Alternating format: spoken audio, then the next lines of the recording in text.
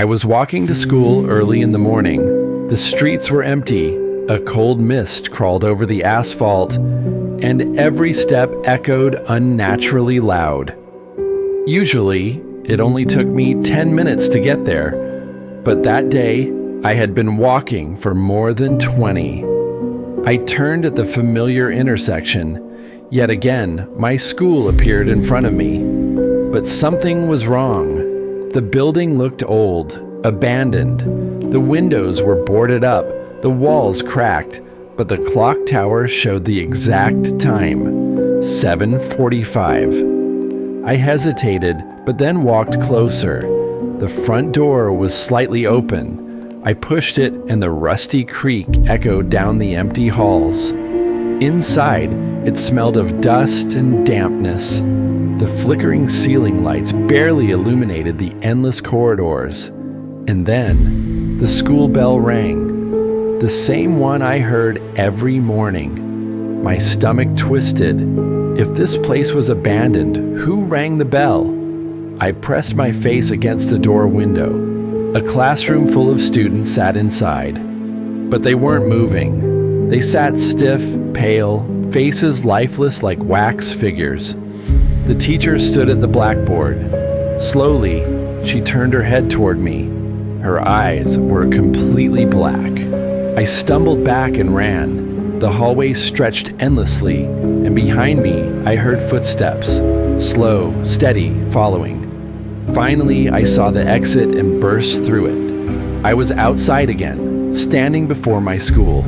This time, it looked normal, clean, full of life, students walking in. Relieved, I glanced up at the tower clock. My blood froze. It still showed 7:45. And then, the bell rang again. It was late after basketball practice, and I was the last one left in the gym. The squeak of sneakers and bouncing of the ball had faded, leaving behind a silence that felt unnatural. I bent down to tie my shoelaces when something caught my attention. In the far corner, near the old vaulting horse and dusty mats, there was a door. A plain wooden door with a rusty handle set into the wall. I froze, staring at it. I had been in this gym for 3 years, almost every day after school. There had never been a door there before. I thought maybe I was imagining things, but curiosity got the better of me. I walked over, my footsteps echoing unnervingly loud on the polished floor. The closer I got, the colder the air felt, as though the door was radiating a draft. I reached out and pulled the handle.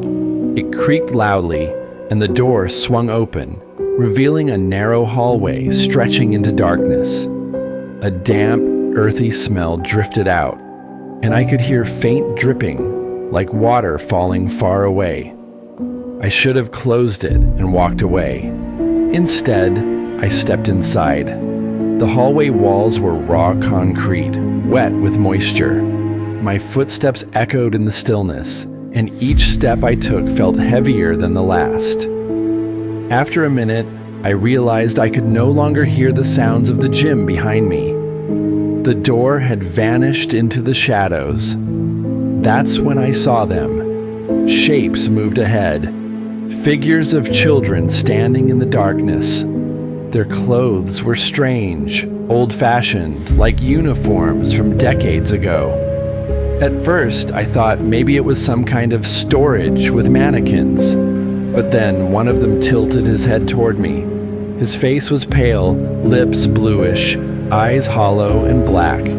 He whispered something. The sound carried down the hallway. "You're one of us now." My breath caught in my throat. I spun around to run back, but the door was gone. There was only endless concrete wall behind me. I had no choice but to move forward. As I passed the children, every single head turned at the same time.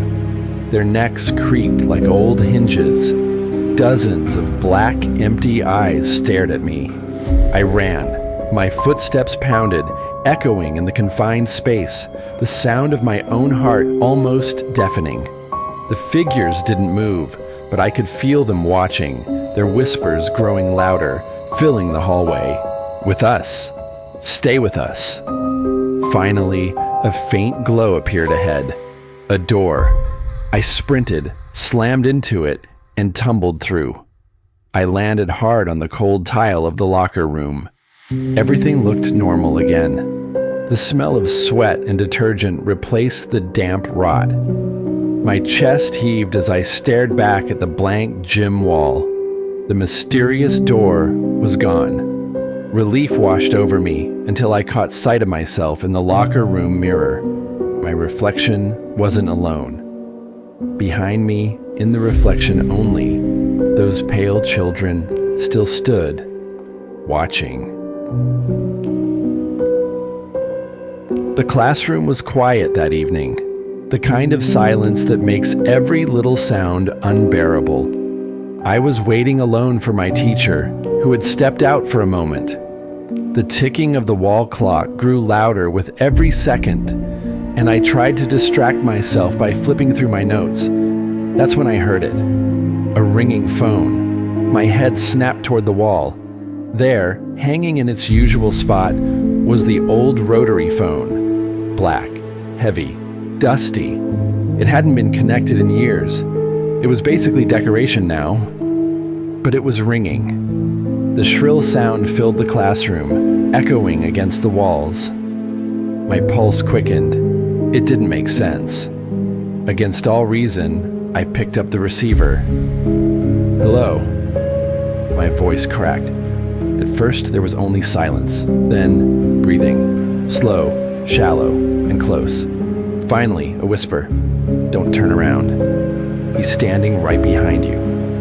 Every muscle in my body froze. My fingers gripped the receiver so tightly they hurt. My brain screamed at me not to look, but my eyes drifted to the window beside me. In the glass, I saw a reflection. A tall, thin figure loomed behind me. Its arms hung too long, reaching almost to its knees. Its head tilted at a sickening angle, like its neck was broken. I spun around in terror. The classroom was empty, just rows of desks, the chalkboard, my scattered notebooks, nothing else. My chest heaved as I brought the phone back to my ear, but there was no sound now, just static. Shaking, I slammed the receiver back onto the cradle. The phone rang again. The sharp noise jolted through me. Without thinking, I grabbed it. This time, the voice was different. Low, rough, almost inhuman. We're already inside. I dropped the receiver. It dangled from the cord, swinging, clicking softly against the wall. That's when I heard it. The scraping sound of chairs moving. I looked up. Every desk in the classroom had shifted backward, as though someone had stood up all at once. My breath caught in my throat. I bolted for the door. I yanked at the handle. Locked. I pulled harder, kicked, rammed my shoulder. The desks screeched again, louder this time, like unseen hands were dragging them closer. With one last desperate shove, the door flew open. I stumbled into the hallway, my heart racing. Behind me, the phone continued to ring, louder, echoing, not just from that classroom, but from every corner of the school. And then, beneath the shrill ringing, I thought I heard it again. That whisper, it spoke my name. I never thought I'd find myself inside the school after midnight. But one night I realized I had left my notebook with a project behind, and it was due the next day. Home was far away, and I knew the guard, an old man named Peter Ivanovich. Sometimes he'd let me in through the side door. I arrived around 11. Inside, the building was unnervingly silent. The hallway lights flickered now and then, as if the place barely had power. I greeted the guard who sat at his desk drinking tea from a thermos. "Get your stuff quickly," he said. "After midnight, it's better not to walk the halls." I laughed nervously, thinking he was joking, and hurried upstairs to my classroom. Everything seemed normal until the lights behind me began switching off one by one as I walked. At first, I thought it was faulty wiring, but my heart started racing. I ran to my classroom, grabbed the notebook, and turned back. That's when I saw it. A shadow, impossibly tall, stretched across the doorway. Its arms hung unnaturally low, almost touching the floor. I froze. The shadow flickered and vanished as if it had never been there. I rushed out into the hallway, empty. My footsteps echoed loudly in the silence. That's when I noticed the gym door was open. The guard always kept it locked. From inside came the sound of slow, dragging footsteps. I called out for the guard. No answer. My chest tightened as I pushed the door open. The gym was empty. Only a basketball rolled slowly across the polished floor by itself. I staggered back, and then I heard a voice. Hoarse, old, whispering right behind me. "I told you, after midnight, you shouldn't be here." I spun around. No one was there. But on the scoreboard, glowing red numbers read 00:00. I bolted to the lobby. The guard was dozing peacefully in his chair. The clock on the wall said 11:30. My notebook trembled in my hands. I knew what I had seen. Since then, I never stay in the school at night. But sometimes, even in the day, if you walk past the gym, you can hear a lonely basketball bouncing across the floor. I never liked the school locker rooms. They always felt too dark, too unfriendly. The air carried the smell of damp walls, old paint, and sweat that had soaked into the tiles over decades. The ceiling was low. The fluorescent lights flickered constantly, and the floor was always icy cold, even in summer. But the worst of all was the mirror by the entrance. It was old, framed in blackened wood, with scratches running across the edges of the glass.